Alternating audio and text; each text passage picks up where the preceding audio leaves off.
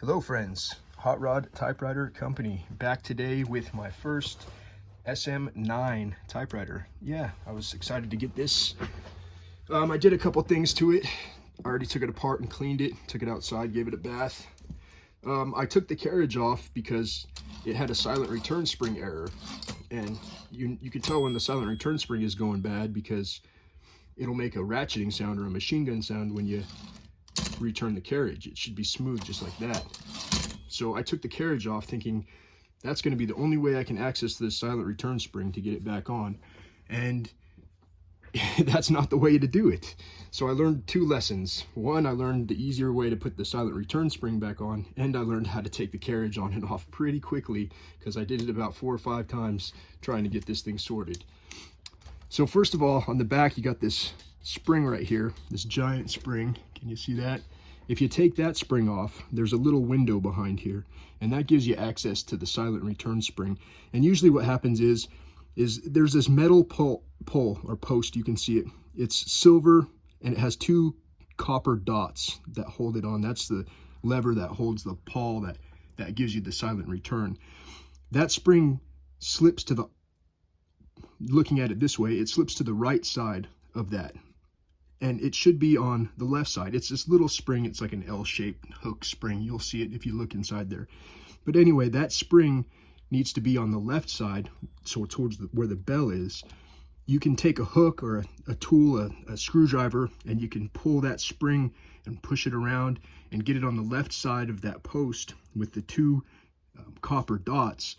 And that will get your silent return action back. So it no longer will you have this super loud, annoying buzz sound. It'll actually go nice and smooth and quiet when you return it.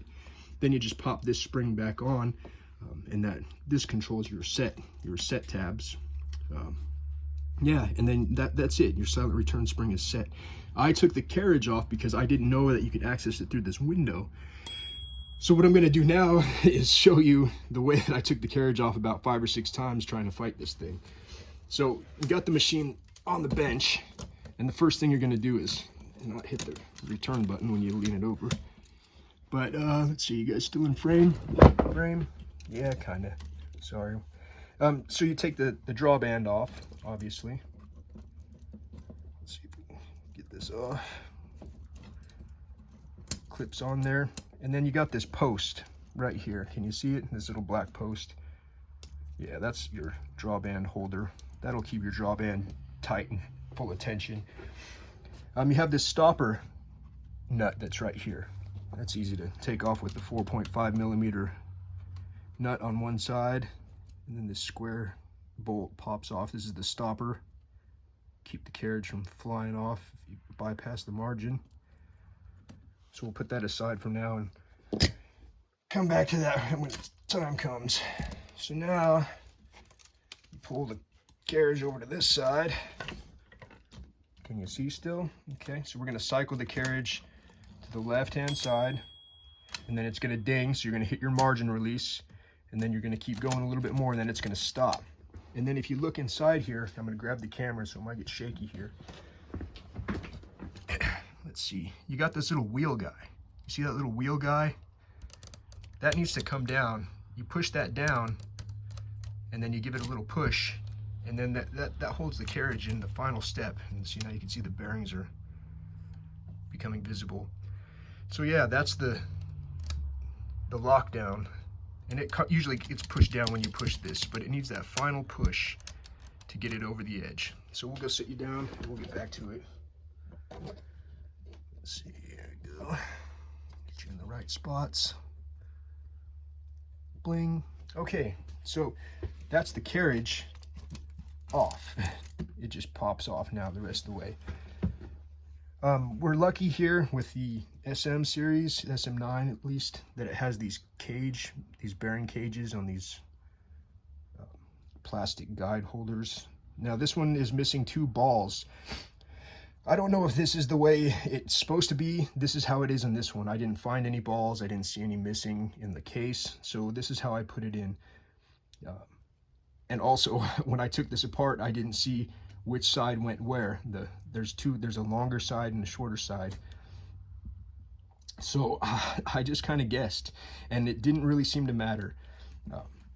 Now putting this thing back on was a trick, because you have to time these bearings. You have to get these races in the right spot, so that way when you cycle the carriage through its full motion, they don't pop out on the end.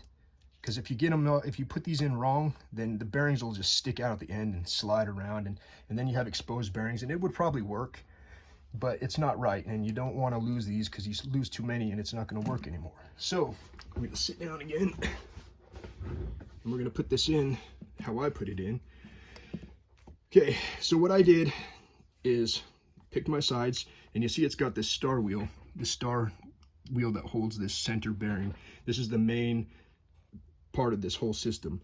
So what I do is I stick that at the very end of the left hand side of the carriage here, and stick this one in the left hand side as well, all the way at the end. So the stars are right at the start of this carriage rail, and I'm holding it. Can you guys see? Hopefully you guys can see how I'm holding this. Yeah, so I'm holding this steady, and you got these two little floppy guys hanging out on the end. And what you're going to do is try not to knock the camera over. And I'm going to try to start feeding these into the rail until it hits the star. And once it gets on that star, you can just push it all the way through. And there we go. We're back in business. The bearings aren't popping out on this side, so we'll go to this side and check. And then you come to this side, and we're at the limit of the margin, and the bearings are captive inside there. So we got full movement of the carriage without any bearing issues, no timing issues on the bearings. So that's all. Just make sure the stars are right at the start of this, and then slide it in there. And yeah, that's it. So that was my first SM9 carriage work, and it took me a couple tries to find the timing to get it right. But once I did that, I have a feeling that, you know, it'll be easy from now on to do this again and again. So I just need to put the drawband back on, and we are set to go. So that is it for this episode of In the Shop with Hot Rod Typewriter Company. Please excuse the mess and small space, but we're working there. Thanks guys for watching. We'll catch you next time. Hot Rod Typewriter Company. See you later.